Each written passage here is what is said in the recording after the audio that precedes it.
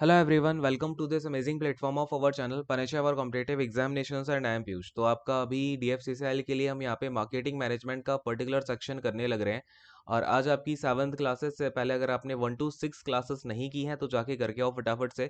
And शुरू करते हैं आज का सेशन। यहाँ पे क्लास नंबर 7 है एंड सीधा सेशन पे आते हैं। ठीक है, ये सब चीज़ें हमने कर रखी हैं। अब देखो, आज हम बात करने वाले हैं सेलिंग वर्सेस आपका जो मार्केटिंग है, कि सेलिंग में क्या चीज़ें हैं और फिर आपका मार्केटिंग में क्या होती हैं। अक्सर क्वेश्चंस ना आपको यहाँ से घुमा घुमा के दे सकता है एग्जामिनर की सेलिंग वर्सेस मार्केटिंग कर दे। और वैसे भी हम अभी यहाँ पे क्या पढ़ने लग रहे हैं, इकोनॉमिक्स भी आपका सेक्शन आने वाला है। तो इकोनॉमिक्स में जो सेलिंग है वो उसकी डेफिनेशंस पे थोड़ा सा जो है फोकस करता है। देखो कितनी बढ़िया सी लाइन लिखी हुई है यहाँ पे। खैर, सेलिंग के बारे में और मार्केटिंग के बारे में हम अलग अलग पॉइंट्स डिस्कस करेंगे जहाँ से क्वेश्चंस बनते हैं। ठीक है ना, क्लैरिफाइड है सारी बातें। और हाँ, एक चीज़ और यार, देखो मैंने ना आपको जितनी भी चीज़ें दी हैं वो कंप्लीट है। जैसे कि अगर आप देखोगे सीआरएम में जो 33 क्लासेस हुई है ना अभी तक, एक क्लास और आ जाएगी 34 हो जाएंगी। उन क्लासेस के अलावा कहीं से भी क्वेश्चन नहीं आएगा। आई नो मैं क्या क्रिएट कर रहा हूँ, और इस चीज को आप समझो, जो मैंने दे दिया है ना वो कहीं नहीं मिलेगा। और जब पूरे कहीं भी आपको HIRD हो गया, CRM हो गया, कहीं भी अवेलेबल नहीं था, तब मैंने आपको प्रोवाइड कराया है। ठीक है, तो इन चीजों को समझो, और जो भी दिया जा रहा है ना उसको आप हर दिन कंप्लीट करते जाओ। ठीक है, आपको मार्केटिंग पे इतना ही टाइम देना है जितनी क्लास आ रही है। जितनी चीजें हैं क्लास में क्लियर करो एंड दैट्स इट। ठीक है, समझ में आ रही है मेरी बात।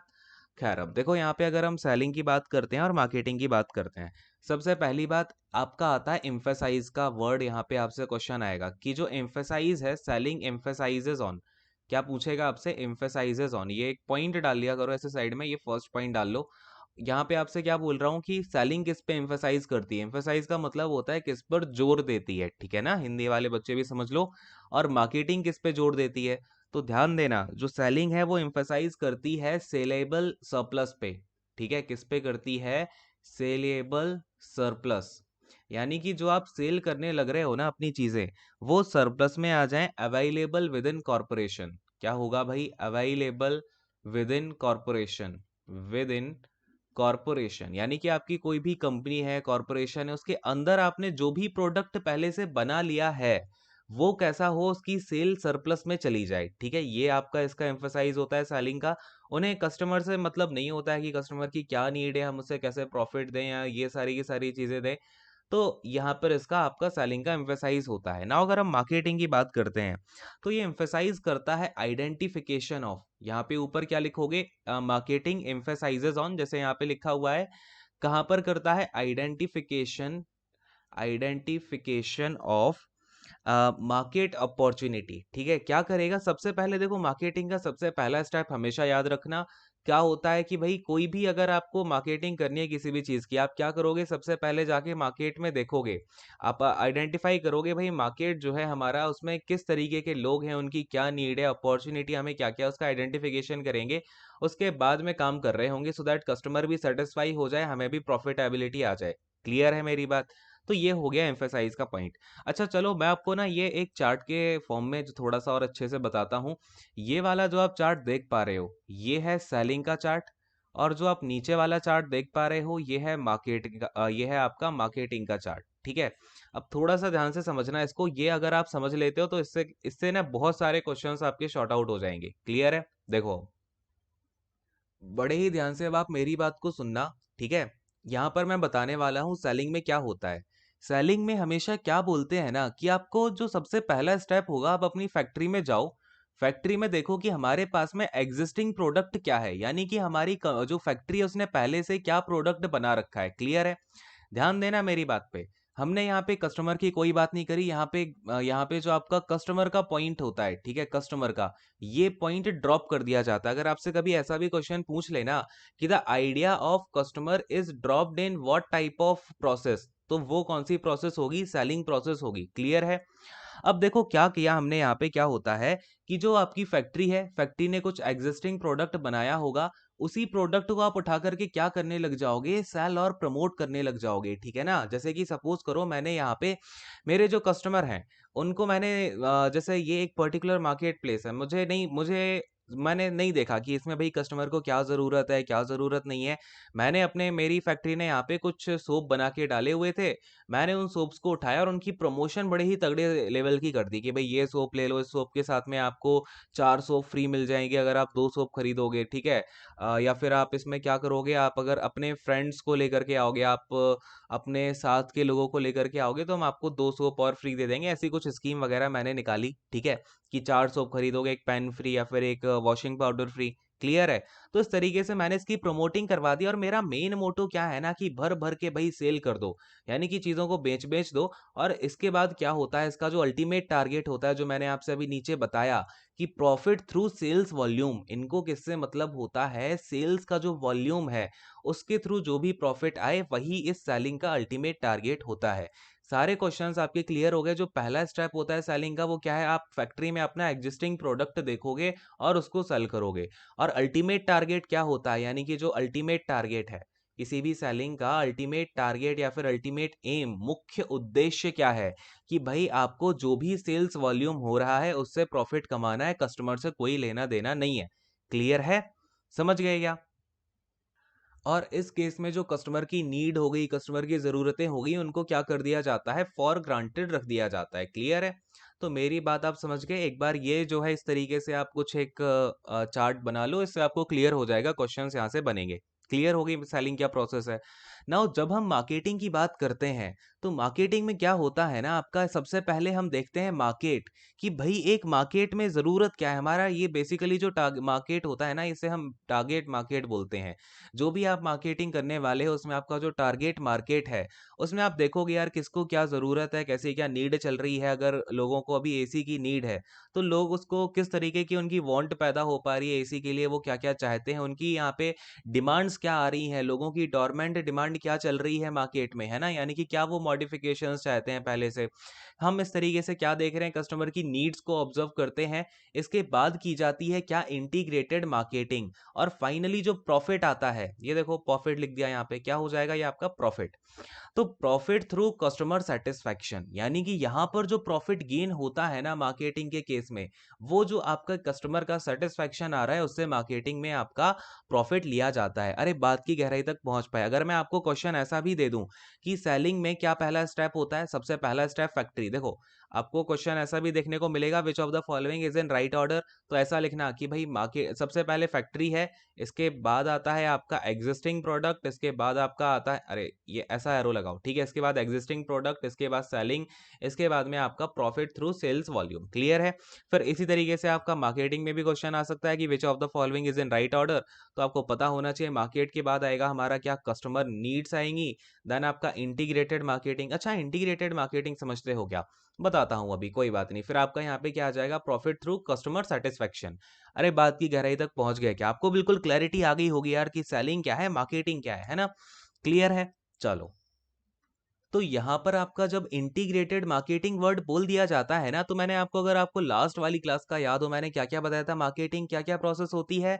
आपका यहाँ पर प्रोडक्शन से उठा लो, पैकेजिंग करवा लो, इसके बाद में प्रमोशन हो गया, ठीक है, प्रमोशन हो गया, प्राइसिंग हो गई। तो ये जो सारे के सारे स्टेप है ना, इनको एक साथ मिला करके ही हम क्या बोल रहे होते हैं, इंटीग्रेटेड मार्केटिंग बोल रहे होते हैं। ठीक है ना? कोई इसमें डाउट नहीं आना चाहिए। आपका प्रमोशन हो गया, देन आपका डिस्ट्रीब्यूशन हो गया, प्राइसिंग हो गई, जितने मैंने आपको स्टेप बताए थे, क्योंकि सब लोगों ने अपनी अलग-अलग डेफिनेशन दी, उससे हमने सारा क्रक्स निकाल के क्या बोल दिया था कि यार जो मार्केटिंग है ना, इसमें ये सारे के सारे पॉइंट्स होते हैं और इसको ही हम मिला के क्या बोल देते हैं, इंटीग्रेटेड मार्केटिंग। यानी कि हमने सबसे पहले कस्टमर की नीड देखी, उसके बाद में इंटीग्रेटेड मार्केटिंग कराई और फिर हमें प्रॉफिट मिलने लग गया, क्योंकि कस्टमर हमारा सेटिस्फाइड है। बिकॉज़ अपना सबसे पहला स्टेप ही शुरू कहाँ से हुआ था, मार्केट से या फिर कस्टमर की नीड से। अरे बोलो हाँ, बात क्लैरिफाइड है क्या? चलो, अगले वाले यहाँ पे आपको ये चीज़ हो गई। अब यहाँ पे मैं आपको पॉइंट्स लिखा रहा था, तो आपको समझ में आया कि ये क्या कर रहे हैं। इनका जो एम्फेसाइज़ है वो कहाँ पे है, सेलेबल सरप्लस पे है। इनका जो मार्केटिंग का अभी यहाँ पे जो मेन एम्फेसाइज़ होता है वो मार्केट अपॉर्च्युनिटी पे होता है, because they first look into the market then customer needs. अरे ठीक है ना? चलो, सेकंड वाले पॉइंट पे आते हैं। अब देखो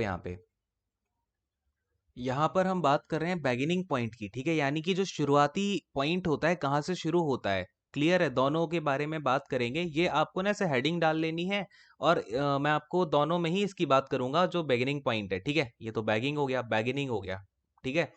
देखो, इसमें आपका बैगनिंग पॉइंट होता है फैक्ट्री। सेलिंग में क्या हो गया, फैक्ट्री हो गया। और जो आपका मार्केटिंग में बैगनिंग पॉइंट होता है वो होता है मार्केट। क्लियर है?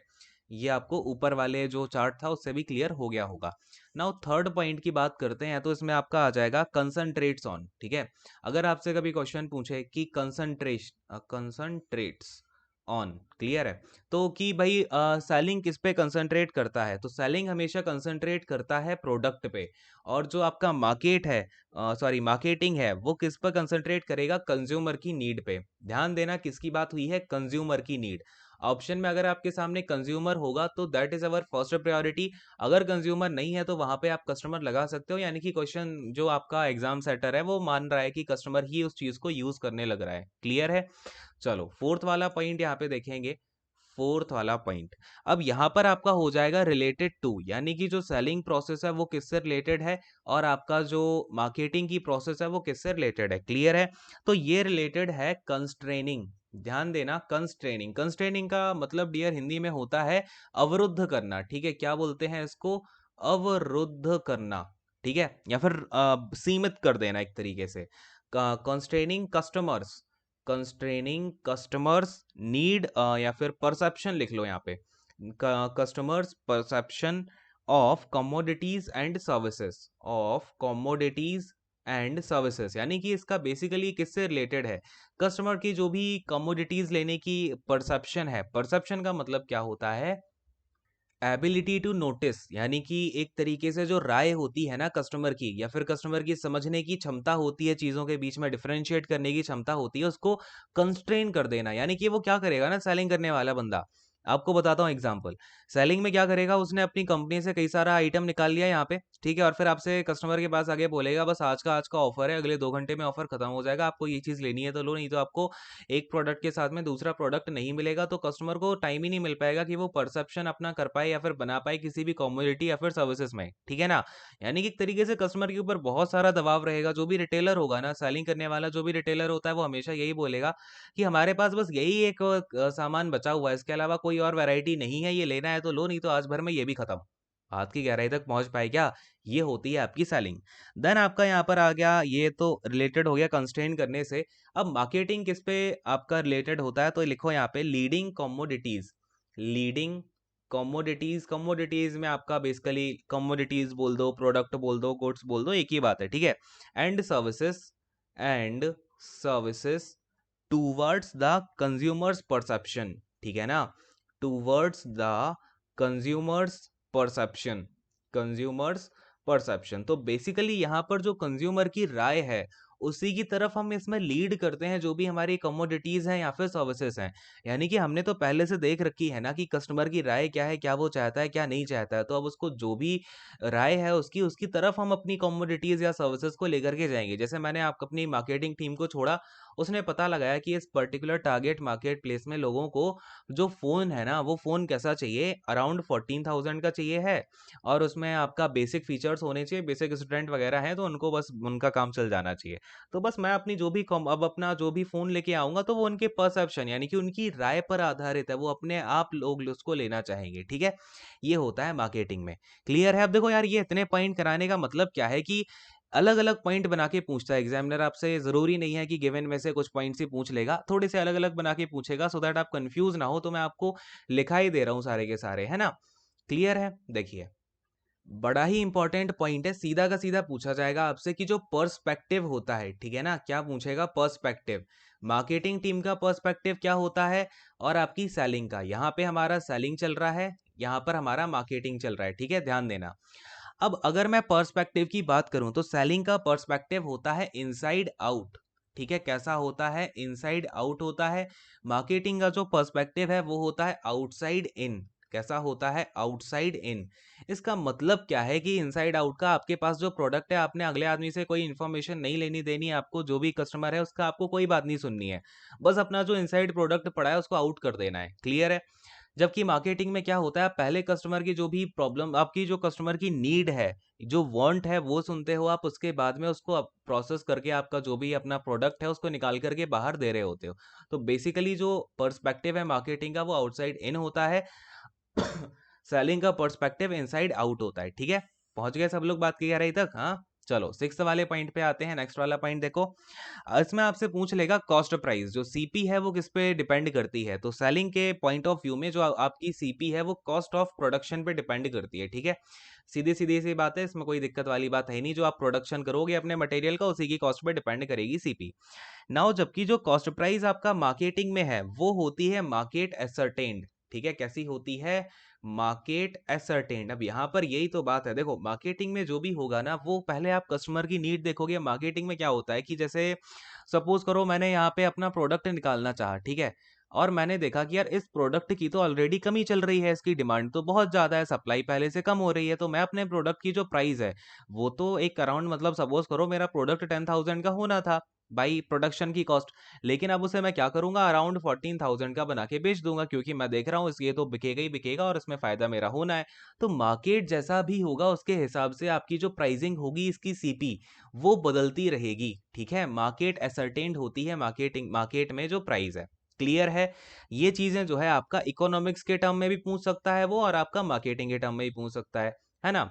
चलिए आगे आते हैं। यहाँ पर आपका 7वां वाला पॉइंट देखो, और याद रखना यहाँ पर सेलिंग है, यहाँ पर आपका मार्केटिंग है, ठीक है, तो कोई डाउट नहीं होना चाहिए। देखो अब अगर आपसे पूछ ले बिजनेस प्लानिंग किसकी यहाँ पे शॉर्ट होती है किसकी लॉन्ग होती है, तो ये तो अब आप बता पाओगे भाई, सेलिंग की जो बिजनेस प्लानिंग होती है, ठीक है। किसकी बात कर रहे हैं हम यहाँ पे? बिजनेस प्लानिंग की। तो बिजनेस प्लानिंग जो है शॉर्ट टर्म किसकी होगी भाई? सेलिंग की होगी, और लॉन्ग टर्म होती है आपकी मार्केटिंग की, ठीक है। मार्केटिंग की कैसे होती है? लॉन्ग टर्म होती है, ये चीज क्लैरिफाइड होनी चाहिए। नेक्स्ट वाला पॉइंट देखो अब यहाँ पे एक क्वेश्चन आता है स्ट्रक्चर से, कि भाई स्ट्रक्चर कैसा होता है सेलिंग का, ठीक है। इसका स्ट्रक्चर कैसा होता है? फंक्शनल होता है। ध्यान देना वर्ड्स पे। फंक्शनल स्ट्रक्चर किसका होता है? सेलिंग का होता है। अगर आपसे पूछ ले मैट्रिक्स लाइक स्ट्रक्चर किसका होता है, ठीक है ना, क्या पूछेगा? मैट्रिक्स लाइक स्ट्रक्चर होता है किसका? तो ये होता है आपका मार्केटिंग का। क्लियर है? ये थोड़े छोटे छोटे पॉइंट्स हैं, सीधे क्वेश्चंस बनते हैं इनसे, ठीक है, इसलिए लिखवा रहा हूँ, इनको अच्छे से लिख लो और ये आपको रिटेन करके रखना है। और ये स्ट्रक्चर आपका है किसका? तो ऑर्गेनाइजेशनल स्ट्रक्चर है ये। Organisational organisational structure. क्लियर है? ऑर्गेनाइजेशनल लिखा हुआ है। किसी ने बोला राइटिंग खराब है, उल्टा लटकाऊंगा, ठीक है। ऑर्गेनाइजेशनल स्ट्रक्चर इसका कैसा होता है? फंक्शनल। इसका ऑर्गेनाइजेशनल स्ट्रक्चर कैसा होता है? Matrix like. क्लियर है? 9th वाले पॉइंट पे आते हैं, नीचे आओ थोड़ा सा। यहाँ पे देखो अब 9th आपसे क्या क्वेश्चन है, ऐसा पूछा जा सकता है कि स्ट्रेटजी यहाँ पर कैसी होती है, ठीक है, दोनों की स्ट्रेटजी। ध्यान देना, बहुत ही ये जो इंपॉर्टेंट जो पॉइंट लिखा रहा हूँ ना, बहुत ही इंपॉर्टेंट है, ठीक है। तो स्ट्रेटजी कैसी होगी? सेलिंग की स्ट्रेटजी होती है पुश, ठीक है। कैसी स्ट्रेटजी होती है सेलिंग की? पुश स्ट्रेटजी होती है। जबकि मार्केटिंग में पुल स्ट्रेटजी भी होती है और पुश स्ट्रेटजी भी होती है, लेकिन इसमें जो पुल स्ट्रेटजी है वो ज्यादा होती है पुल स्ट्रेटजी से। ध्यान देना क्या बोल रहा हूं। अगर आपको ऑप्शन में लिखा दिखाई दे कि स्ट्रेटजी ऑफ मार्केटिंग इज, तो अगर वहां पे पुल का आंसर है तो आप पुल कर देना। बट अगर वहां पे ऐसा लिखा हुआ है मोर पुल देन पुश, क्या लिखा होगा? मोर मोर पुल देन पुश, यानी कि आपका पुश से ज्यादा पुल स्ट्रेटजी काम कर रही होती है, तो वो टिक कर देना। क्लियर है? बात मेरी समझ गए सभी लोग? अच्छा ये आपको पता है क्या पुल स्ट्रेटजी क्या होती है, पुश स्ट्रेटजी क्या होती है? एक बार समझा देता हूं, तो इसको एक बार लिख लो आप यहाँ पे, पुश स्ट्रेटजी, ठीक है। इसकी डेफिनेशन लिखा रहा हूँ पुश स्ट्रेटजी की। इसका मतलब होता है to push a product at a customer. To push a product at a customer, यानी कि आपका जो भी प्रोडक्ट है आप सीधा कस्टमर पे थोप दो एक तरीके से, ठीक है ना, उसको पुश कर दो, यानी कि बस आपको अपना सामान बेच देना है, उसके बाद कोई मतलब नहीं। क्लियर है? जबकि पुल स्ट्रेटजी का मतलब क्या होता है? ये पुल के आगे आप लोग लगाओगे स्ट्रेटजी और इसको नोट डाउन करोगे कि भाई पुल स्ट्रेटजी क्या है। It pools a customer towards a customer, sorry, it pools a customer, it pools a customer towards a offering, ठीक है, टूवर्ड्स आ ऑफरिंग। अच्छा, ऑफरिंग का मतलब समझ रहे हो क्या? ऑफरिंग में आपका क्या क्या आ जाएगा? प्रोडक्ट आ जाएगा, इसमें आपका सर्विसेज आ जाएंगी, ठीक है, आइडियाज आ जाएंगे, अलग अलग टाइप की ऑफरिंग्स होती हैं जिसके बारे में हम बात करने वाले हैं आगे, ठीक है। तो समझ में आया पुल स्ट्रेटजी क्या होती है, पुश स्ट्रेटजी क्या होती है। सेलिंग में आपका कौन सी स्ट्रेटजी देखी जाती है? Push strategy. जबकि आपका मार्केटिंग में हम पुल स्ट्रेटजी पे फोकस करते हैं, बट स्टिल थोड़ा बहुत पुश का जो है मार्केटिंग में भी रहता है एक पोर्शन, क्योंकि हमें कस्टमर को प्रोडक्ट जो है चिपकाना ही है at the end of the day, ठीक है। तो उसमें भी थोड़ा सा जो है पुश का पोर्शन रहता है। बट अगर आपसे पूछे कि स्ट्रेटजी कौन सी होती है और आपसे एक ही दिया हो, तो आपको पुल ही सिलेक्ट करना है, ठीक है। समझ गए? कोई डाउट वाली बात इसमें है ही नहीं। और ये 10 नहीं, दोनों ही 9 नंबर के पॉइंट थे, है ना। तो इसको आपको लिख लेना है। अगले वाले पे आते हैं। देखो 10th वाला पॉइंट अगर मैं आपसे बात करता हूँ, ओरिएंटेशन की बात करेंगे, ठीक है, कि इसका ओरिएंटेशन कैसा होता है। आपसे क्वेश्चन क्या पूछेगा कि सेलिंग का ओरिएंटेशन कैसा होता है, तो आप क्या बोलोगे, ओरिएंटेशन ऑफ सेलिंग किस टाइप का है, ये हो जाएगा आपका इनसाइड कंपनी ओरिएंटेशन, ठीक है। इनसाइड कंपनी ओरिएंटेशन होता है सेलिंग का। और जो मार्केटिंग का आपका, देखो यहाँ पर मार्केटिंग का चल रहा है, यहाँ पे सेलिंग का, गोले के अंदर ऐसा है, मतलब सेलिंग की बात कर रहा हूँ, गोले के अंदर है मैं, यानी कि मार्केटिंग की बात कर रहा हूँ, ठीक है। ओरिएंटेशन सेलिंग का कैसा हो गया, इनसाइड कंपनी। और इसका ओरिएंटेशन कैसा होता है, मार्केटिंग का, जबकि ये होता है आपका एक्सटर्नल मार्केट, ठीक है। कैसा होता है, एक्सटर्नल मार्केट। अब ये जो वर्डिंग है ना, यही थोड़ी सी आपसे घुमा के पूछेगा, इसलिए मैं आपको सारे ही लिखा दे रहा हूँ एक ही साथ, ठीक है, कहीं भी कोई दिक्कत ना आए। ओरिएंटेशन इनसाइड कंपनी का मतलब क्या है, ये बस वही अपना जो कंपनी में मटेरियल है, सामान बना हुआ है प्रोडक्शन यूनिट में, उस पर ही फोकस करते हैं, समझा चुका हूँ। वो जो सामान बना होगा ऑलरेडी आपका, उसे ही कस्टमर को चिपकाना है, तो आपका ये इनसाइड कंपनी इनका ओरिएंटेशन हो गया।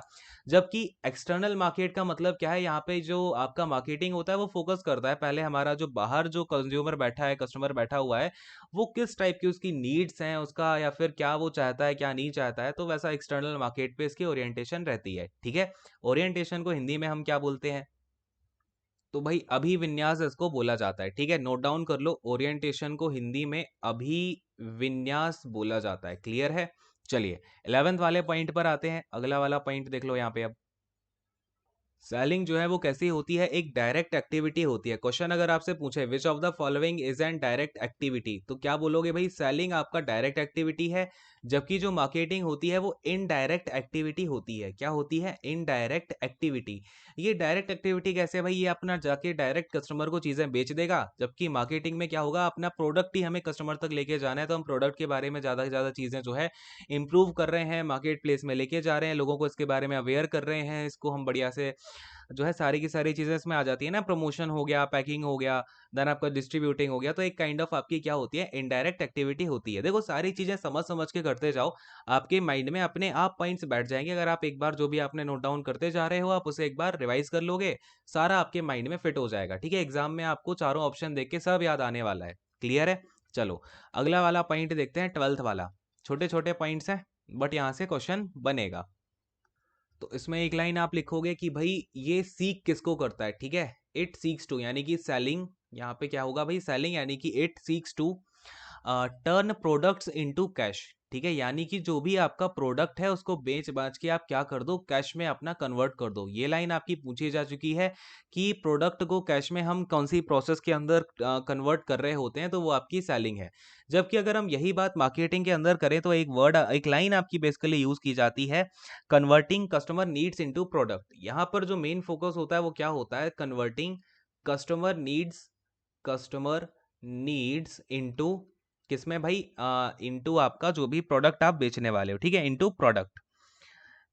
यार ये एक सेकंड रुको, यहाँ पे पेन को क्या हो गया है, इनटू क्या हो गया, कस्टमर नीड इनटू प्रोडक्ट, ठीक है। जो भी आपका प्रोडक्ट है, जो भी आप मार्केटिंग में बनाने लग रहे हो, उसमें बेसिकली आप कस्टमर की नीड सेटिस्फाई करना चाहते हो, तो कस्टमर की नीड को प्रोडक्ट में कन्वर्ट किया जाता है मार्केटिंग में।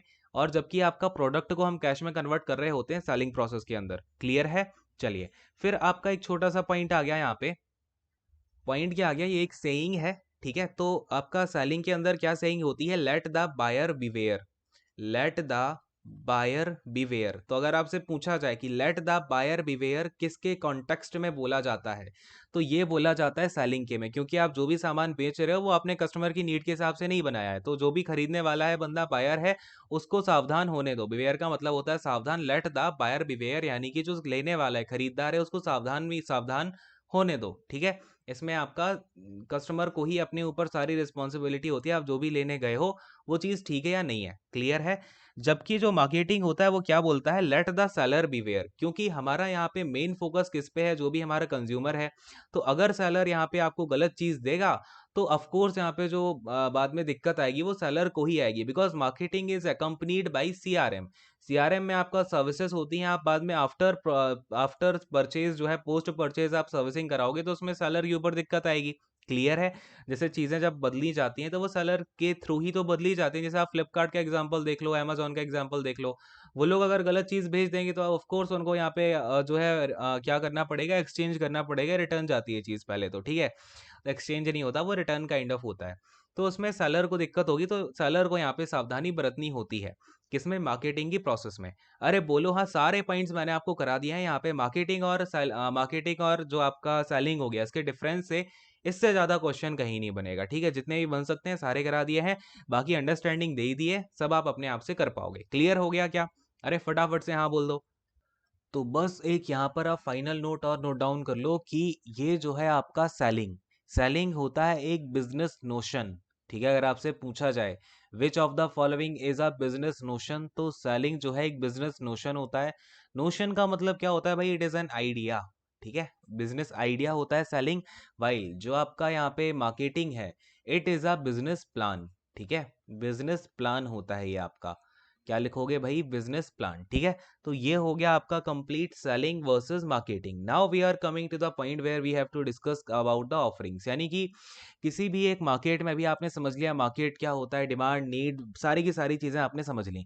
इकोनॉमी का फ्लो भी समझ लिया आपने, मार्केटिंग समझ लिया, सेलिंग वर्सेस मार्केटिंग क्या होता है।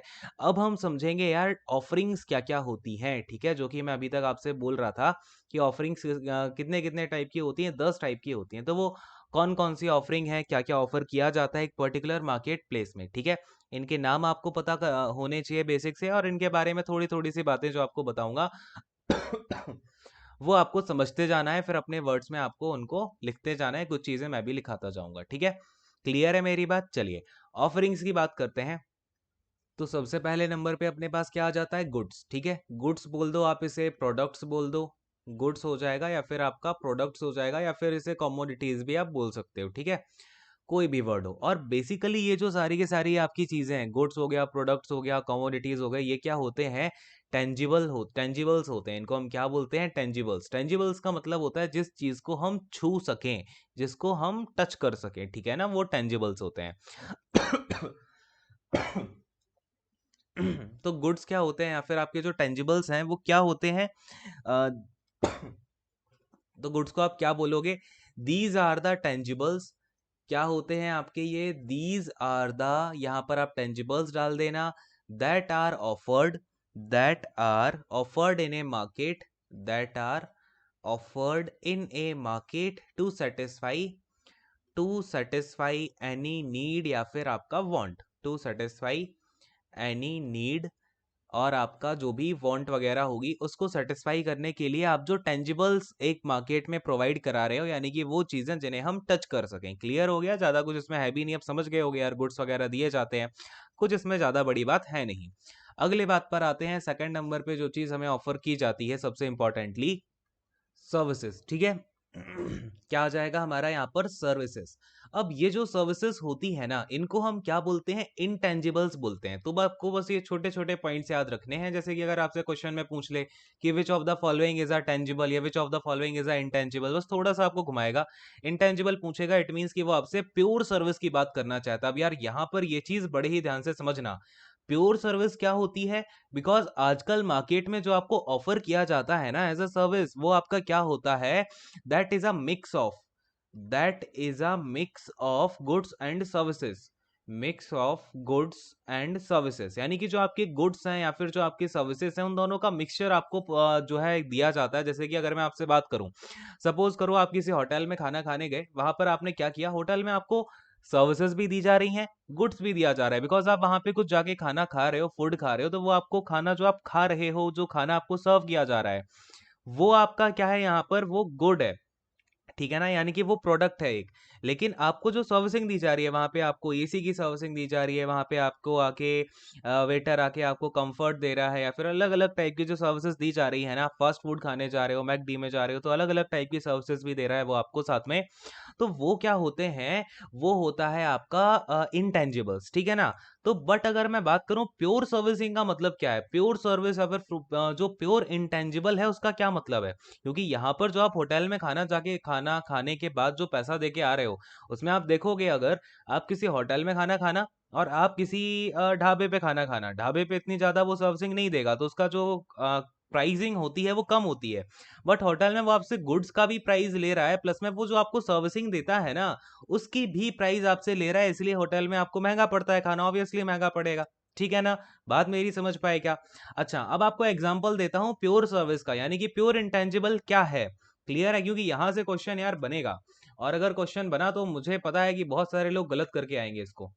कलर ही चेंज नहीं हुआ, देखो यहां पर अगर मैं आपसे बात करूं इंटेंजिबल, सपोज करो आप किसी साइकेट्रिस्ट के पास जाते हो, ठीक है ना। किसके पास गए आप? साइकेट्रिस्ट के पास गए। क्या मैंने स्पेलिंग सही लिखी है? हाँ भाई सही लिखी है। तो साइकेट्रिस्ट आपको क्या दे रहा है? क्या वो आपको कोई गुड दे रहा है? क्या आपको हाथ में कोई वो चीज लाके दे रहा है जिसे आप टच कर सको? नहीं कर रहा है। वो आपको सर्विसिंग प्रोवाइड कर रहा है, यानी कि आपके माइंड को या फिर आपकी जो प्रॉब्लम है उसको वो हील करने की कोशिश कर रहा है मेंटली, है ना। जो भी आपका इश्यू है उसको वो सुनेगा आराम से, आपकी चीजों को समझेगा, आपकी जो साइक है वो उसको समझने की कोशिश करेगा। ठीक है, आपकी जो मेंटल हेल्थ है उसको थोड़ा सा हील करने का प्रयास करेगा। यहाँ पर कुछ भी आपको टेंजिबल दिखता है क्या? नहीं दिखता है। बस आके आप जाके बैठ जाओगे, वो आपके सामने बैठा रहेगा और आपको वो बातें बताता, आप उसकी आपकी बातें सुनता जाएगा, आपको चीजें आपसे ही वो सवाल पूछेगा बार बार, ठीक है ना। जिससे कि आपकी जो हेल्थ है उसे समझ पाए, आप मेंटली क्या सोच रहे हो, क्या चीजें हैं, ठीक है। तो यहाँ पर ये जो है ये एग्जाम्पल है प्योर सर्विस का। तो अगर आपसे कभी पूछा जाए, आपको एक सिचुएशन दे दे, तो हमेशा ध्यान देना कि वहां पर क्या चीज कोई ऐसी है जिसे आप टच कर पाओ। जैसे कि अगर मैं आपसे बात करूं एयरलाइन सर्विसेज हो गई, तो एयरलाइन सर्विसेज कैसी होंगी? ये होंगी mix of goods and services. तो याद रखना, जब भी गुड्स और सर्विसेज की बात की जाती है, एक होते हैं टेंजिबल, एक इंटेंजिबल, लेकिन बीच में एक थर्ड चीज भी आती है जो सबसे ज्यादा फेमस है, which is the mix of goods and services. Clear है मेरी बात? कोई डाउट नहीं होना चाहिए इसमें, ठीक है। अरे बोलो फटाफट से हाँ। और एग्जाम्पल लेना हो तो भाई आप यहाँ पर मेरा ही एग्जाम्पल ले लो। मैं आपको क्या दे रहा हूँ? मैं आपको यहाँ पर नॉलेज दे रहा हूँ, विच इज अ इंटेंजिबल। और याद रखना, knowledge is a most precious thing in इस वर्ल्ड, इन दिस वर्ल्ड, है ना। तो नॉलेज मैं आपको दे रहा हूँ, क्या मैं आपको टच कर पा रहा हूँ? नहीं कर पा रहा हूँ। स्टिल मैं आपको जो चीज प्रोवाइड करवा रहा हूँ वो नॉलेज मुझसे आपके अंदर जा रही है, this is the flow. But यहाँ पर कोई भी टेंजिबल चीज नहीं हो पा रही है। तो ये क्या होगा भाई? इंटेंजिबल हो गया। यानी कि कोई टीचर है वो टीचिंग दे रहा है, तो ये क्या हो जाएगा? इंटेंजिबल। यानी कि ओवरऑल मिलाकर के आपको एक चीज समझ में आई होगी, जो भी प्रोफेशनल सर्विसेज दी जाती हैं, क्या बोला मैंने? जो भी प्रोफेशनल सर्विसेज दी जाती हैं वो क्या होती हैं? इंटेंजिबल्स होती हैं। तो ये क्वेश्चन पूछा गया है कि विच ऑफ कि जो प्रोफेशनल सर्विसेज हैं वो किस टाइप की ऑफरिंग का एग्जांपल है। तो याद रखना, these are the examples of services और द इंटेंजिबल सर्विसेज। क्लियर है? All right. जैसे आपका अब लॉयर हो गया, टीचर हो गया, है ना, तो ये सभी क्या करते हैं? अपनी इंटेंजिबल सर्विसेज देते हैं। या फिर आपका साइकेट्रिस्ट हो गया, डॉक्टर हो गया, एनीथिंग, कोई भी प्रोफेशन हो आप उसको उठा लो, वो आपको क्या देगा? एडवाइस ही तो देगा। आपका जो सीए है वो क्या आपको कोई चीज उठा के दे देगा? नहीं देगा। वो आपको अपनी एडवाइस देगा, अपनी स्किल्स प्रोवाइड करेगा, अपनी जो भी अकाउंटिंग की स्किल्स हैं, ठीक है। ये चीजें होती हैं आपकी सर्विसेज। आई होप क्लैरिफाइड होगा बहुत ज्यादा। नेक्स्ट नंबर पे आते हैं, थर्ड नंबर पे हमारे पास मिलता है हमें एक्सपीरियंसेस। ठीक है, क्या होता है यहाँ पर आपका? एक्सपीरियंसेस। अब जरा इस चीज को ध्यान से समझना, सर्विसेज और एक्सपीरियंसेस, इन दोनों टाइप की ऑफरिंग में ना एक माइन्यूट सा छोटको बुटकू सा डिफरेंस है। समझना ध्यान से। अब सर्विसेज में आपने देखा कि वो इंटेंजिबल्स होते हैं, और टेंजिबल्स आपने गुड्स में देखा, और मैंने आपको बताया टेंजिबल और इंटेंजिबल को मिक्स करके भी एक चीज जो है प्रोवाइड कर रहे होते हैं कस्टमर को, ठीक है। तो रेस्टोरेंट वाली चीज तो वो हो गई कि रेस्टोरेंट हो गया, होटल हो गया, वहां पे हमें दोनों चीजें मिल रही हैं। नाउ एक एस्पेक्ट आता है कि आपको एक एक्सपीरियंस मिल रहा होता है। जैसे मैं आपको एग्जांपल से समझाता हूँ, आप किसी वाटर जू में गए, ठीक है। कहाँ गए आप? किसी वाटर जू में गए। तो यहाँ पर आपको क्या मिल रहा है? यहाँ पर आपको एक्सपीरियंस ही तो मिल रहा है अपनी लाइफ का, आपको एक अनुभव मिल रहा है, ठीक है। एक तरीके से आप वाटर जू में जाओगे, एंजॉय करोगे, अपना अनुभव एक लेकर के आओगे, अपने साथ में एक एक्सपीरियंस लेकर के आओगे, ठीक है। तो इस टाइप को हम क्या बोलते हैं? इसे बोला जाता है, इसे हम एक्सपीरियंसेस की कैटेगरी में रखते हैं ऑफरिंग्स में, ठीक है। वाटर जू हो गया, इसके अलावा आपका म्यूजियम हो गया। म्यूजियम में जाते हो आप, कुछ लेकर के आते हो क्या? म्यूजियम में जाके आप मनी देते हो ना, इट मीन्स वो आपको ऑफरिंग की जा रही है कोई। अगर ऑफरिंग की जा रही है तो आप क्या लेकर के आए वहां से? आप लेकर के आते हो क्या? एक्सपीरियंसेस, ठीक है। कुछ लोग बोलेंगे सर पिक्स भी लेके आते हैं, वो भी आपका एक एक्सपीरियंस ही है, ठीक है। Experience of Joy. क्या लेकर के आए हो आप वहां से? एक्सपीरियंस, अपने साथ कोई ना कोई अनुभव लेकर के आ रहे हो। तो और एक आपका क्या हो गया, जैसे कि आप सपोज करो माउंटेनियरिंग पे गए, ठीक है। माउंटेनियरिंग हो गया, इसमें आप करो माउंटेनियरिंग करोगे तो आपको क्या मिलेगा? एक्सपीरियंस मिलेगा। कुछ लेकर के आ रहे हो क्या वहां से? नहीं आ रहे हो। क्या लेकर के आ रहे हो? एक experience which is a intangible thing. ठीक है, क्या है ये? आपका इंटेंजिबल थिंग है। क्लियर हुआ? तो एक्सपीरियंस क्या होता है? इट इज अ इंटेंज ये आपका इंटेंजिबल थिंग भी हो सकती है, या फिर दो एस्पेक्ट होते हैं, या फिर ये आपका क्या हो सकता है? टेंजिबल प्लस इंटेंजिबल भी हो सकता है। क्लियर है क्या मेरी बात? तो इसमें आप एक लाइन लिख लो जो आपकी स्टैंडर्ड लाइन आती है एक्सपीरियंसेस के लिए, वो लिख लो। ये आपका डायरेक्ट भी पूछा जा सकता है। क्या लिखोगे भाई? By mixing. बाई मिक्सिंग, या फिर इसको ऑर्केस्ट्रिंग भी लिखा जा सकता है, ऑर्केस्ट्रिंग। ठीक है, ऑर्केस्ट्रिंग का मतलब बेसिकली मिक्सिंग ही होता है। तो खैर, बाई मिक्सिंग यहाँ पे क्या मिक्स कर रहे हैं? Several services and goods. Several services, services and goods. हम क्या करते हैं? मिक्स करके कई सारी सर्विसेज और गुड्स को। अब बेसिकली यहाँ पे गुड्स को मिक्स करने का मतलब क्या हुआ? अब म्यूजियम में जो दिखा रहे हो वो कोई ना कोई प्रोडक्ट तो होगा, कोई ना कोई चीज होगी, तो उसको यहाँ पे एक तरीके से बोल दिया जाता है, मिक्स कर दिया हमने कई सारी सर्विसेज और गुड्स को। आगे देखो, that can create, that can create, create हो गया। ठीक है, इसके अलावा आपका क्रिएट किया जा सकता है, स्टेज किया जा सकता है। ठीक है, क्रिएटेड, स्टेज्ड, और दैट कैन बी क्रिएटेड हो गया, स्टेज्ड हो गया। चलो ठीक है, यही दो ठीक है। दैट कैन बी क्रिएटेड और staged provide to provide an special experience, experience that is, that, नीचे आते हैं, that is out of daily routine life, that is out of daily routine life. अब जैसे कि, अब देखो इसमें आपका मैंने एग्जांपल दिया म्यूजियम। म्यूजियम आपको डेली लाइफ में देखने को मिलती हैं क्या? ऐसी चीजें नहीं मिलती हैं। अब वॉल्ट डिज्नी का हो गया, देखो वॉल्ट डिज्नी का वंडरलैंड हो गया, डिज्नीलैंड हो गया बेसिकली। तो वॉल्ट डिज्नी का जो डिज्नीलैंड है, वो क्या आपको डेली डेली लाइफ में ऑब्जर्व करने को मिलेगा? नहीं मिलेगा। वहां जाके आप घूम के आओगे, आपको क्या हुआ? एक एक्सपीरियंस हुआ, एक एक्सपीरियंस आप अपने साथ लेकर के आ गए। ठीक है, अब एक और बात देखो, मैंने आपको कुछ लग्जरियस ट्रेन्स बताई थी, याद आ रहा है क्या? Luxury trains of India, luxury trains, जिसमें कि आपका महाराजा एक्सप्रेस हो गई, पैलेस ऑन व्हील्स हो गई। तो मुझे बताओ जरा, मैंने कितनी आपको लग्जरियस ट्रेन्स के बारे में बताया है, और कौन सी ऐसी ट्रेन है जिसने सबसे ज्यादा बार अवार्ड जीता हुआ है? ठीक है, पूरे एशिया में। और अब देखो, अब इन जो लग्जरियस ट्रेन्स में आप ट्रैवल कर रहे हो, आपकी जो एक तरीके से अब समझना ध्यान से, आपको यहाँ पे ट्रैवल करना था तो आप बेसिक ट्रेन में भी जा सकते थे। लग्जरियस ट्रेन में क्यों जा रहे हो? आपको वहां पर एक अलग टाइप का एक्सपीरियंस मिल रहा है ना। क्या मिल रहा है हमें? यहाँ पे एक्सपीरियंस मिल रहा है। क्लियर है? Which is a mix of, किसका मिक्स है? ये आपका यहाँ पे गुड्स भी हैं, सर्विसेज भी हैं। वहाँ पे आपको डिनर भी सर्व किया जाएगा, आपको वहाँ पे लंच भी सर्व किया जाएगा, आपको वहाँ पे डेजर्ट भी सर्व किया जाएगा, आपको ब्रेकफास्ट भी सर्व किया जाएगा। सारी चीजें सर्व की जाएंगी, वो आपका एक एक्सपीरियंस भी निकल करके आएगा। ठीक है, तो लग्जरियस ट्रेन से जाने में हमें एक एक्सपीरियंस भी मिल रहा है। अरे बोलो हाँ, बात पूरी क्लैरिफाइड हो गई कि नहीं हो गई? क्या डिफरेंट चीजें हैं, क्या होता है अपना एक्सपीरियंसेस में। नाउ फोर्थ टाइप की जो अपनी ऑफरिंग्स होती हैं, नंबर 4 पे देखो, इवेंट्स। ठीक है ना, क्या हो जाएगा? अलग अलग टाइप के इवेंट्स की भी ऑफरिंग की जाती है, यानी कि इसकी हम क्या कर रहे हैं? मार्केटिंग की जाती है इनकी, इनको मार्केट में निकाला जाता है। कैसे? अब देखो, इवेंट क्या हो गया कि एक तो आप यहाँ पे लाइन लिखो, सीधा सीधा यहाँ से क्या पूछा जाता है कि मार्केटर्स, मार्केटर्स क्या करते हैं? अब इसका मार्केटर्स क्या करेंगे? अब जो इवेंट है ना, कोई भी, इसको बस प्रमोट किया जा सकता है। ठीक है ना, मैंने आपसे बोला मार्केटिंग जो है वो एक बहुत बड़ी प्रोसेस होती है। तो क्या आप इसमें कुछ प्रोडक्शन कर पाओगे इवेंट में? कोई प्रोडक्शन नहीं होता भाई इवेंट के अंदर। तो इवेंट के अंदर बस एक काम होता है प्रमोटिंग का। मार्केटर्स इसमें कौन सा काम कर रहे होते हैं? प्रमोट करने का। क्वेश्चन कैसा बनेगा? In what type of the offering marketers promote the offering. ठीक है ना, तो आपका आ जाएगा इवेंट वाले में। क्लियर है?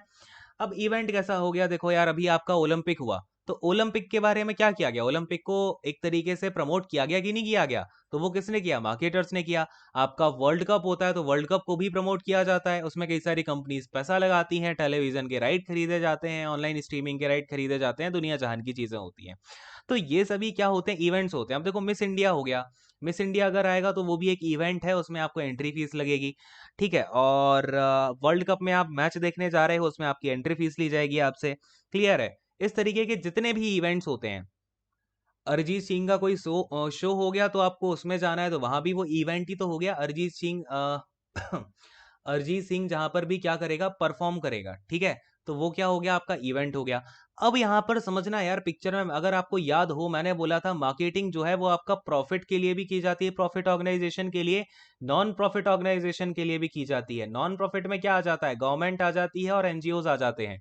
अब देखो इवेंट में भी ऐसी ही बातें हैं, एक तो ये हो गया चलो प्रॉफिट आएगा, पैसा आएगा, अरिजीत सिंह है, ये है वो है, ठीक है, आपका वर्ल्ड कप का इवेंट हो गया, ओलंपिक का इवेंट हो गया, ठीक है, अदर अदर टाइप के इवेंट्स हो गए। अब समझना यार, बुक फेयर हो गया, ठीक है, बुक फेयर भी एक इवेंट होता है। जैसे कि ये बुक फेयर लगता है दिल्ली में प्रगति मैदान में, बहुत बढ़िया बुक फेयर होता है। अब देखो यार, जैसे इलेक्शन होता है, इलेक्शन भी क्या है, आपका एक इवेंट है, ध्यान देना। इलेक्शन क्या है, इवेंट है, बट ये आपका एक नॉन प्रॉफिट है, इसमें आपको पार्टिसिपेट करने के लिए पैसा नहीं देना पड़ रहा है, या फिर इसकी स्ट्रीमिंग कराने के लिए आपको कोई पैसा नहीं देना पड़ रहा, but still it is a event. इसकी क्या की जाती है, मार्केटिंग की जाती है इवेंट की। क्योंकि एक तरीके से जब गवर्नमेंट बताती है इलेक्शंस के बारे में कि इलेक्शन आने वाले हैं, वोट करो सारे लोग, तो वहां पर क्या हो रहा है, प्रमोशन ही तो हो रहा है, and promotion is a part of marketing. Question घुमा के पूछेगा कि मार्केटिंग क्या, इलेक्शन जो इलेक्शंस होते हैं इलेक्शन कमीशन के द्वारा, क्या ये आपका मार्केटिंग की जा सकती है इनकी? तो हाँ, इनकी मार्केटिंग होती है, because promotion is also a type of marketing. अरे बोलो हाँ, बात क्लैरिफाइड है क्या? ये चीजें यार बहुत ही मतलब ये समझ लो कि अ, थोड़ी टफ लगती हैं चीजें समझने में, लेकिन आपको सारी चीजें क्लियर होती जा रही होंगी। होशियार बच्चे तो ठहरे आप, है ना? चलो, खैर, इलेक्शंस की क्या होती है, मार्केटिंग की जा सकती है, ये समझ में आया गया। अब इसी तरीके से जो आपका कुंभ मेला होता है, कुंभ मेला हो गया, कुछ फेयर्स हो गए अलग अलग टाइप के, अभी आपका डिफेंस एक्सपो हो गया, इन सभी इवेंट्स की भी मार्केटिंग की जाती है, बिकॉज इन सभी का भी जिस भी चीज के बारे में आपको पता चल रहा है, इट मीन्स उसका प्रमोशन किया गया है, दैट मीन्स वहां पर मार्केटिंग की टीम ने जो है काम किया हुआ है, वहां पे मार्केटर ने अपना काम किया है। क्लियर है? तो ये जो सारे के सारे इवेंट्स हैं, ये भी किस में आते हैं, टाइप ऑफ ऑफरिंग में आते हैं, किसी भी मार्केट प्लेस की, मार्केट स्पेस की, या फिर मेटा मार्केट की। मेटा मार्केट में तो खैर इवेंट हो गई नहीं, ठीक है। चलो खैर, ये बात समझ में आ गई ना? अच्छा, इवेंट में मैंने आपको मार्केट स्पेस क्यों बोला, क्योंकि कुछ इवेंट आपके ऑनलाइन भी तो होते हैं। अब सपोज करो मैं आपका यही जो इवेंट हो रहा है, आप जो ये वीडियो देख रहे हो, इसको ही पेड कर दिया जाए, ठीक है, इसके ऊपर कुछ चार्जेस लगा दिए जाए, तो आपका पैसा आया अंदर और ये एक इवेंट हो गया, ऑनलाइन इवेंट हो गया, ठीक है। बात की गहराई तक पहुंच गए क्या? चलो फिफ्थ नंबर पे आते हैं। चलो खैर, ये और नीचे आएंगे। अब देखो फिफ्थ नंबर की जो अपनी ऑफरिंग हो गई, इसको समझना, पर्सन्स, ठीक है ना। अच्छा, ये इतना टेंशन मत लेना, कुछ भी पेड नहीं होने वाला है, ठीक है। अच्छा, आपको पता है यार, ये भी ना, ये जो बैकएंड पे चीजें चलती है ना, बहुत सारे सो कॉल्ड एकेडमीज हैं, एक दो कोचिंग इंस्टीट्यूट्स हैं, उनका मतलब कि ये ऐसा कर दो, वैसा कर दो, पेड कर दो, यही उठा के आप ऐसा कर दो, यहाँ डाल देंगे, वहां डाल देंगे, बहुत सारी चीजें आती है। बट आपके लिए ना, मैं जिस तरीके से खड़ा हुआ हूँ, बैकएंड पे कितनी चीजें फेस करनी पड़ती हैं, क्या क्या होता है, काफी प्रेशर भी आता है यार, काफी चीजें, बट स्टिल हम तो मेहनत करके आए हुए हैं, हम पे कौन प्रेशर डालेगा, ठीक है ना। खैर, चलिए, तो ये चीजें हैं, तो आप लोग समझो, समझा करो इन चीजों को। खैर, क्या ही बताने से फायदा है, फोकस करते हैं ना। पर्सन्स का जब भी बात आती है ना, आप कहोगे सर ऑफरिंग में पर्सन कैसे हो गया, क्या पर्सन बेचने लग जाओगे मार्केट में? वो स्लेवरी हो जाएगी, ठीक है, दैट इज इलीगल। अब समझना, पर्सन्स का मतलब क्या है ऑफरिंग में। इसका मतलब होता है सेलिब्रिटी मार्केटिंग। ध्यान देना, अगर आपसे कभी पूछा जाए कि सेलिब्रिटी मार्केटिंग किस टाइप की ऑफरिंग है, तो ये पर्सन्स में आती है, ठीक है ना। कौन सी कैटेगरी में आती है? पर्सन्स की कैटेगरी में। अब इसका सबसे बढ़िया एग्जांपल मैं आपको देता हूँ। अभी आपका कौन बनेगा करोड़पति जो जब स्टार्ट हुआ था, नहीं, कौन बनेगा करोड़पति यानी कि केबीसी, तो इन लोगों ने जो फोकस किया था ना, अल्टीमेटली वो अमिताभ बच्चन के ऊपर किया था, ठीक है। किसके ऊपर किया था? अमिताभ बच्चन के ऊपर। क्योंकि इन्होंने अमिताभ बच्चन को उठाया हुआ था और उसके नाम पे डाला कि आप करोड़पति हैं, आपको 5 करोड़ मिलेंगे, तो थोड़ी सी एक तरीके से रेलेवेंसी आई कि हाँ भाई, इतने बड़े बंदे का नाम एसोसिएटेड है, तो हाँ मिलेंगे, ठीक है। तो वो शो हिट हुआ किसकी वजह से? अमिताभ बच्चन का नाम यूज करने की वजह से, बार बार उनका जो टैलेंट है वो आया, सेलिब्रिटी इनकी भर भर के मार्केट, सेलिब्रिटी मार्केटिंग की गई। यानी कि कोई भी एक कंपनी है, उसकी मार्केटिंग आप कौन सी कर रहे हो? सेलिब्रिटी मार्केटिंग कर रहे हो। अब अलग अलग कंपनीज आपने देखा होगा ब्रांड एम्बेसडर बनाती हैं, ठीक है। क्या बनाती हैं? Brand ambassador. क्यों बनाए जाते हैं ब्रांड एम्बेसडर? सो दैट आपका जो भी प्रोडक्ट है ना, उसकी सेलिब्रिटी मार्केटिंग हो पाए। अब सपोज करो यहाँ पे फ्लिपकार्ट पे अभी कौन है फ्लिपकार्ट का ब्रांड एम्बेसडर? देखो, जनवरी का तो मुझे याद है शायद आलिया और रणवीर कपूर थे, ठीक है। तो उनका ही हम एग्जांपल ले लेते हैं, एक बार चेक जरूर कर लेना फ्लिपकार्ट का ब्रांड एम्बेसडर कौन है, क्वेश्चन पूछे जाते हैं यहाँ से जीके में। खैर, तो फ्लिपकार्ट जो है उसने क्या किया, आप रणवीर कपूर और आलिया भट्ट को डाल दिया। अब उनके जो प्रोडक्ट है ना उसकी जगह फोकस आप कहाँ करोगे, अरे भाई इसको तो देखो आलिया भट्ट और रणवीर कपूर एंडोर्स कर रहे हैं, अच्छे प्रोडक्ट होंगे यहाँ तो सारे के सारे। एक तरीके से यहाँ पे क्या हुआ, मार्केटिंग किसकी की गई, उन्होंने क्या आपको प्रोडक्ट के बारे में बताया, नहीं बताया। उन्होंने फोकस करवा दिया, भाई देखो आलिया भट्ट ये कपड़ा पहन रही है तो बहुत अच्छा होगा यार, है ना। इतनी बढ़िया फैशन सेल चल रही है कि देखो आलिया भट्ट ने भी वही कपड़े पहन रखे हैं। यानी कि ये क्या हो गया, ये आपका कपड़ों की उसने मार्केटिंग नहीं करे, कपड़ों के बारे में उसने थोड़ी ना बताया आपको फ्लिपकार्ट ने कि ये कपड़ा कॉटन का है या फिर ये बहुत अच्छा है, आपको पहनने में कंफर्टेबल होगा, नहीं। आलिया भट्ट ने पहना हुआ है या फिर रणवीर कपूर ने पहना हुआ है। तो ये कौन सी मार्केटिंग हुई, सेलिब्रिटी मार्केटिंग हुई, ठीक है ना। इस टाइप की मार्केटिंग को हम किस में इंक्लूड करते हैं, ये होता है आपका पर्सन्स में, which is a type of offering. अरे बात की गहराई तक पहुंचे कि नहीं पहुंचे, हाँ। जैसे अभी आपका एक क्वेश्चन आया भी हुआ है एनटीपीसी में, पार्ले एग्रो, ठीक है, पार्ले एग्रो बहुत ही इंपॉर्टेंट क्वेश्चन है ये, याद भी रखना। पार्ले एग्रो की ब्रांड एम्बेसडर प्रियंका चोपड़ा को बनाया गया, पीसी को, ठीक है। तो क्या हुआ भाई, यहाँ पे अब वो बिस्किट के बारे में नहीं बताएंगे, क्या बताएंगे भाई, देखो प्रियंका चोपड़ा पार्ले एग्रो यानी कि पार्ले के प्रोडक्ट्स को यूज कर रही हैं, तो बहुत अच्छा है। यानी कि मार्केटिंग यहाँ पे किसकी की जा रही है, अल्टीमेटली सेलिब्रिटी की मार्केटिंग की जा रही है, ठीक है ना। और हाँ, यहाँ पर हमेशा जो मार्केटर होते हैं, जो मार्केटर होते हैं, वो क्या बोलते हैं कि जो नाम है ना सेलिब्रिटी का, उसे ही एज अ ब्रांड बना के बेचो। अच्छा, एक इसके लिए अगर किसी ने गब्बर मूवी देखी हो, ये अक्षय कुमार वाली अभी जो आई थी, वैसे नहीं देखी हो तब भी काम चलेगा, उसमें एक डायलॉग है कि मैं खुद ही ब्रांड हूँ, ठीक है। तो जब नाम ही ब्रांड बन जाता है ना, फिर होती है उसकी सेलिब्रिटी मार्केटिंग, ठीक है। तो ये दो तीन पॉइंट हैं जो क्वेश्चन आपको घुमा के पूछे जा सकते हैं, और कुछ खास नहीं है। सिक्स वाले नंबर पे आते हैं। सिक्स नंबर देखो यहाँ पे, और आई होप आपको ऊपर वाला समझ में आ गया होगा, एग्जाम्पल तो बढ़िया ही दिया गया है ना। चलिए, इसमें आ जाता है आपका प्लेसेस, ठीक है। क्या आ गया भाई, प्लेसेस। प्लेसेस को हम किस तरीके से ऑफर करते हैं, क्या टाइप की ऑफरिंग इसमें दी जाती है, समझना ये चीजें जरूरी हैं। नाउ चाइना जो है, चाइना में सबसे ज्यादा जो है मैन्युफैक्चरिंग यूनिट्स क्यों है, क्योंकि चाइना ने ऑफर किया हुआ है अपने प्लेसेस को इस तरीके से कि हम यहाँ पे आपको आपको अगर अपनी मैन्युफैक्चरिंग यूनिट्स आपको यहाँ पे एस्टैब्लिश करनी है, तो एक तो लेबर लॉज वहाँ पे यार काफी जो है फ्लेक्सिबल है, ठीक है, जो लेबर लॉज है, यानी कि आपको लेबर काफी चीप मिल जाएगी, आप लेबर का एक्सप्लाइटेशन भी आराम से कर सकते हो, ठीक है। ये चीज है उनके लॉज, अगर आप देखोगे तो लेबर लॉज काफी स्ट्रेचेबल हैं। और बाकी वहाँ पे जो जगह वगैरह देते हैं वो काफ़ी प्रोवाइड करवा देते हैं, काफ़ी चीज़ें उसमें प्रॉफिट्स देते हैं चाइना में, ठीक है। तो इसलिए इन्होंने क्या किया, एक तरीके से ऑफरिंग कर दी प्लेस की कि आप यहाँ पे अगर आगे करोगे तो आपको प्रॉफिट होगा। ये चीज़ें हो गई, पहला टाइप हुआ ये प्लेसेस का, ठीक है ना, कि एक तरीके से क्या करना है, प्रोडक्शन हब बना लिया इसने अपना। क्या कर दिया, प्रोडक्शन हब की तरह अपने जो प्लेस है चाइना के अंदर कुछ जगह है उनको प्रोडक्शन हब की तरह इसने मार्केट करवा दिया, और कंपनीज काफ़ी सारी वहाँ पे आ भी गई।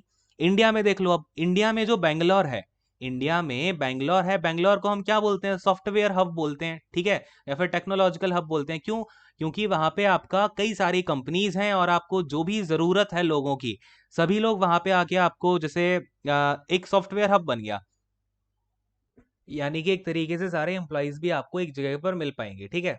और अब इसका देखो, जैसे कोटा है, कोटा को आप सबसे ज्यादा किस नाम से जानते हो, आईआईटी प्रिपरेशन के लिए या फिर मेडिकल नीट वगैरह की प्रिपरेशन के लिए सारे बच्चे यहाँ पे जाते हैं।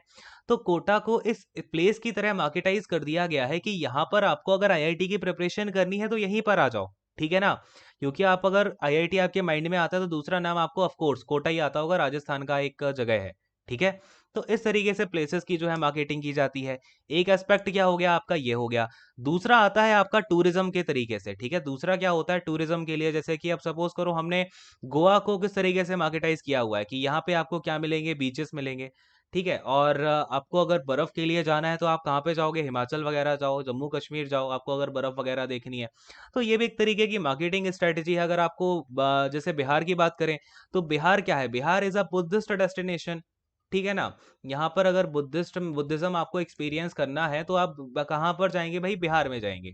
तो इसको बुद्धिस्ट डेस्टिनेशन की तरह हमने एक तरीके से डाला हुआ है। देन आपका अयोध्या हो गया, तो अयोध्या भी टूरिस्ट प्लेस हो गया या फिर आपका रिलीजियस प्लेस की तरह मार्केटाइज्ड है, ठीक है। तो यहाँ पर अगर आपको राम जी के सारे जो भी आपका रिलीजन है, हिंदुइज्म, उसमें आपको राम जी के बारे में जानना है तो आप यहाँ पर जाइए इस प्लेस पे, ठीक है। इसी तरीके से जब कुंभ लगा था, अगर आपको याद हो, तो कुंभ लगने के बाद में इलाहाबाद में कुंभ लगा था, तो तब इलाहाबाद को इस तरीके से मार्केटाइज किया गया, फिर आपका हरिद्वार को इस तरीके से किया गया, ठीक है। तो ये सभी चीज़ें होती हैं प्लेसेस के बारे में, ठीक है।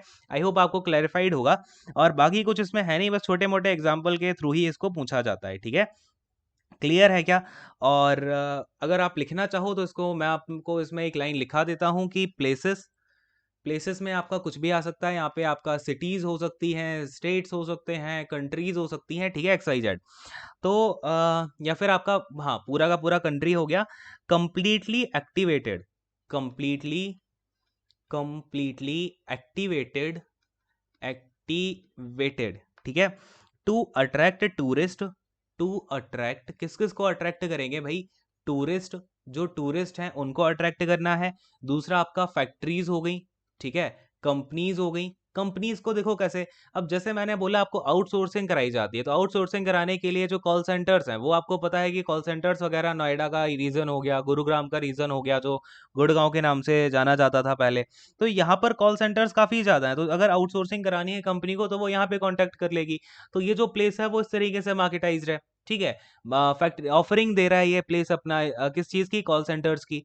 क्लियर है ना मेरी बात?